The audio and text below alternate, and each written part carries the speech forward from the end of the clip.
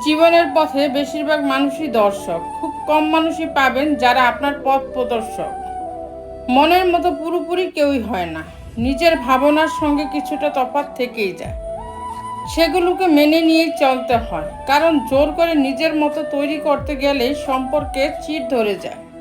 যার ঘাম ঝরানোর টাকায় আমরা সুগন্ধি মেখে বেড়াই, তিনিই হলেন বাবা।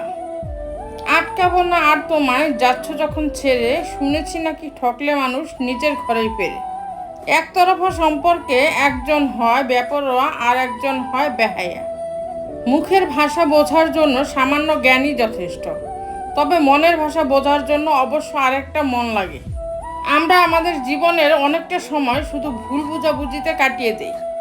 প্রত্যাশারা স্বপ্ন দেখায়, আকাশ কুসুম ভাবতে শেখায়, বাস্তবতার ছোট্ট ঢিলে মনের পাখি কাতর হয়। স্বপ্ন দেখা বড্ড ভালো, আধার মনে রঙিন আলো। ঘোর কাটলেই বোঝা যায় জীবনটা এত সহজ নয়। অভিমানটা ছিল কিছুক্ষণের, কিন্তু অভিযোগটা সারাটা জীবনের। মন খারাপের সান্ত্বনা দেওয়ার মানুষগুলি যখন মন খারাপের কারণ হয়, তখন কষ্টটা একটু বেশিই হয়।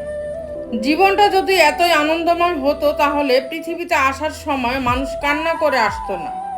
সবসময় মনে রেখো, রাগ করে যে চলে যায় সেই ফিরে আসতে পারে, কিন্তু আঘাত পেয়ে যে চলে যায় সে কোনোদিনও ফিরে আসে না।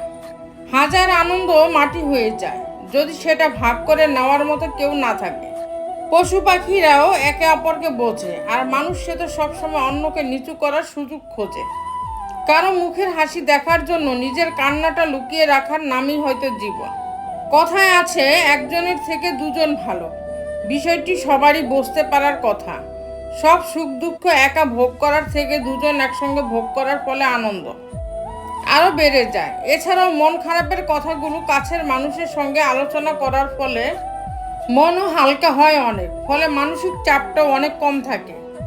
গুরুত্ব বোঝাতে হলে অনেক সময় দূরত্বের প্রয়োজন হয়। মিথ্যার চেয়ে বেশি ভয়ঙ্কর হলো অর্ধেক সত্য। মানুষ বাঁচে নিঃশ্বাসে, ভালোবাসা বাঁচে বিশ্বাসে। নিঃশ্বাসে বিশ্বাস হারিয়ে গেলে যেমন মানুষ। তো বন্ধুরা, ভিডিওটি যদি ভালো লেগে থাকে তাহলে ভিডিওটিতে একটি লাইক করে দিবেন, চ্যানেলটিকে সাবস্ক্রাইব করে পাশে থাকবেন। আর হ্যাঁ, নিজের খেয়াল অবশ্যই রাখবেন, কারণ এই স্বার্থপর পৃথিবীতে আপনার খেয়াল কেউ রাখবে না। দেখা হচ্ছে পরের ভিডিওতে, ততক্ষণ সুস্থ থাকবেন। Take care.